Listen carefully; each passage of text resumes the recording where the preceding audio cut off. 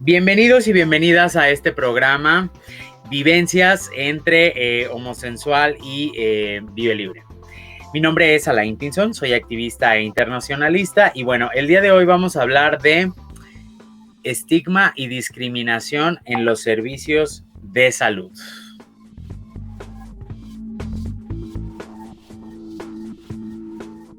Y para este tema, que es pues bastante,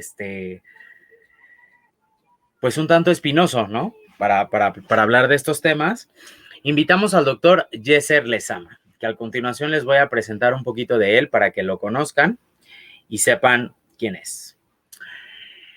El doctor Yeser Iván Lezama Mora es médico infectólogo e internista con amplia experiencia en tratamiento de la infección por VIH, hepatitis B y C e infecciones de transmisión sexual en la clínica especializada Condesa. Es egresado del Hospital de Infectología del Centro Médico Nacional La Raza, certificado por el Consejo Nacional de Infectología y es director científico de CIPI, que sus siglas son Sociedad de Investigación y Docencia en Infectología y Virología. Pues es un gran placer tener aquí al doctor Yeser Lezama. Qué honor. Muchas gracias, doctor Yeser. Muchas gracias, Alain, por la invitación. Un gusto Qué bueno que estar con ustedes. No, hombre, gracias a usted. Qué bueno que nos acompaña por acá. Pues mire, la verdad es que yo a usted lo quise invitar para este tema porque me parece que el acercamiento que usted tiene con los pacientes, con los usuarios, ¿no? No solamente en la Clínica Condesa, sino incluso en las redes sociales donde lo hemos visto tuitear y convertirse pues en un referente, ¿no? Médico y clínico del VIH en México. Me parece que tiene usted un acercamiento totalmente diferente, ¿no? Al que muchos otros doctores o doctoras tienen, ¿no? Entonces, para iniciar la conversación, a mí me gustaría iniciar preguntándole, ¿qué hace el doctor Yeser Lezama para combatir el estigma y la discriminación en su consultorio? Es una pregunta muy interesante y realmente creo que podemos tocarlo desde diferentes ángulos. Uno de los más importantes, creo yo, es que para dedicarse a esto, específicamente a VIH e ITS, tienes que estar muy comprometido, te tiene que gustar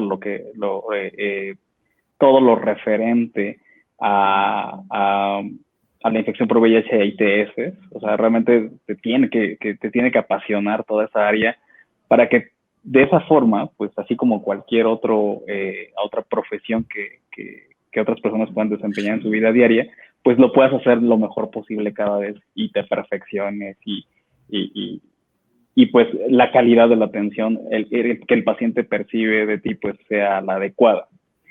Y evidentemente eso incluye pues tener una mente abierta, ¿no? Tener muy claro los conceptos de tolerancia, de apertura, y que definitivamente la mente humana es muy compleja y hay diversas formas de expresión de la sexualidad y cada una de ellas no es que haya prácticas anormales o prohibidas o correctas o incorrectas. Realmente lo que nosotros hacemos como profesionales de la salud respecto a la vida sexual de los pacientes que vemos es justo que las lleven a cabo de la manera más segura posible y que tengan una sexualidad sana, básicamente. Eso es como a grosso modo lo que yo podría decir que todos los días trabajo en mi ejercicio profesional para poder atender a mis pacientes diariamente.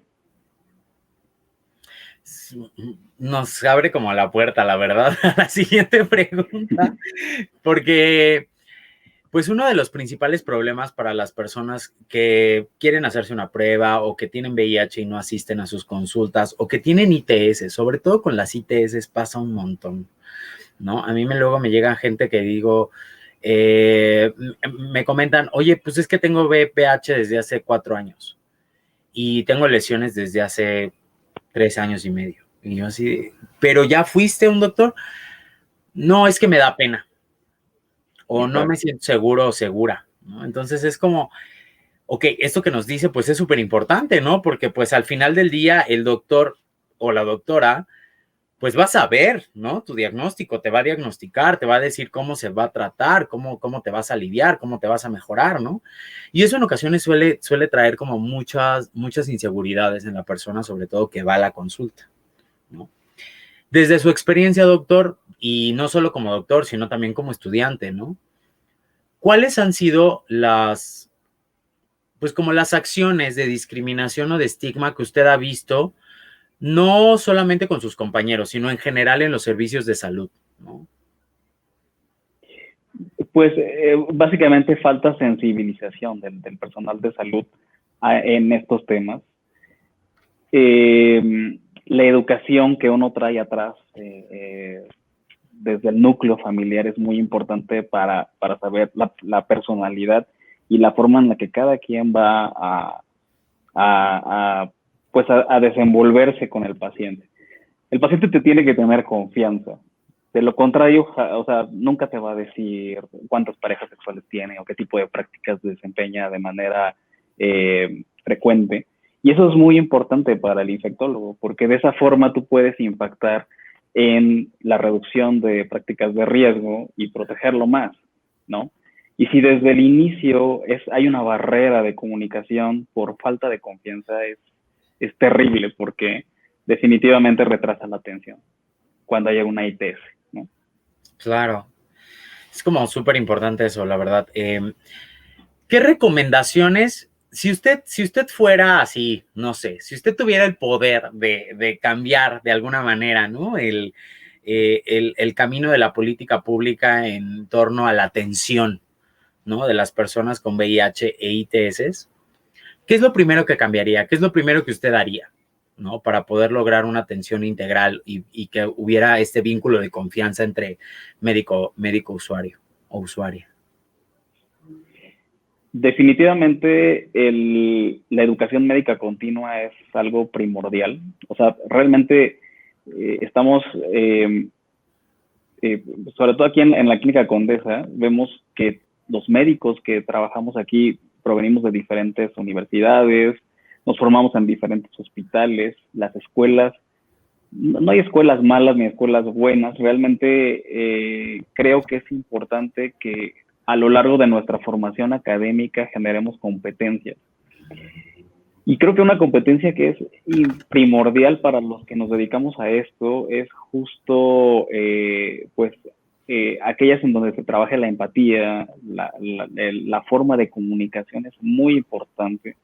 O sea, si tú te diriges a un paciente, por ejemplo, con la palabra promiscuidad, ya estás generando una barrera, ¿no? Claro. ¿No? O si estás dirigiéndote, no sé, con la palabra homosexual, bueno, también. Entonces, creo que es muy importante el lenguaje y eso no nos enseñan en la universidad, ni es más bien la especialidad, seguramente.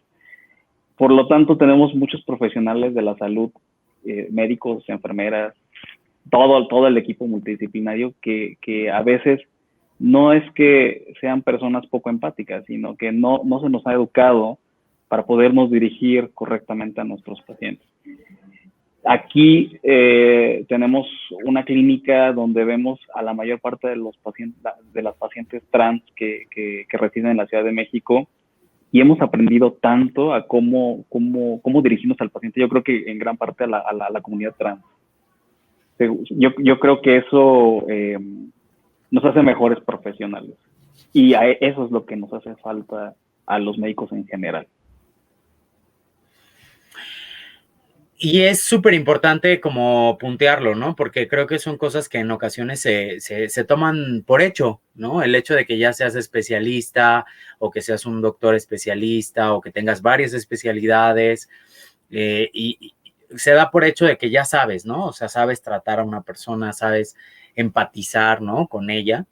Y creo que eso es como súper importante, ¿no? Uno de los mayores principales problemas que estamos viendo desde acá es que el trato en ocasiones es sumamente ríspido y en otras ocasiones no existe. Es como Tú vienes, te sientas, te diagnostico o te receto, levanta aquí, ponte acá y todo, bueno, ya vete, va, y nos vemos en 3 meses o nos vemos en 2 meses. Y entonces creemos nosotros que parte del seguimiento, ¿no? Que se debería de tener, pues es también este vínculo con el doctor o la doctora, ¿no? Que con tu infectólogo o infectóloga que te está tratando, porque así podemos realmente tener una confianza de poderle decir, ¿sabe qué, doctora? Yo tuve una relación de riesgo ya, o sea, hace, no sé, 2 meses. Y la verdad es que creo que necesito un estudio de BDRL. ¿O sabe qué? Y me ha pasado a mí, ¿no? Con mi propia doctora, porque al principio yo tenía otra doctora y luego la verdad pedí mi cambio con otra doctora porque no me sentía a gusto. Yo me atiendo en el CIENI. Entonces, ahora con la nueva doctora, que es la doctora Carla Romero, que usted conoce perfectamente, pues es una doctora que te lleva, ¿no? Como que te lleva, va caminando contigo al respecto de tus necesidades, pero también de tus inquietudes. Entonces, no te deja como solo, ¿no? No, tampoco te deja adivinar cosas, ¿no? Porque es así como, oiga, doctora, ¿y qué pasa si esto? Ah, bueno, pues esto y esto. Cuando me hizo el cambio de esquema, me dijo, va a haber esto, van a haber estos cambios en tu cuerpo, van a haber necesitas hacer estas acciones para que no te vaya, para que no se te vaya tan difícil, ¿no? El cambio de tratamiento. El cambio de tratamiento es por esto y es por el otro. Digo, yo ya lo sabía, pero de todas maneras a mí me encanta porque mi doctora, pues no, realmente no conoce muy bien lo que hago, entonces para mí eso me da una seguridad de que me puede tratar como trata a todos los usuarios, ¿no? Claro. Y creo que es súper importante, doctor.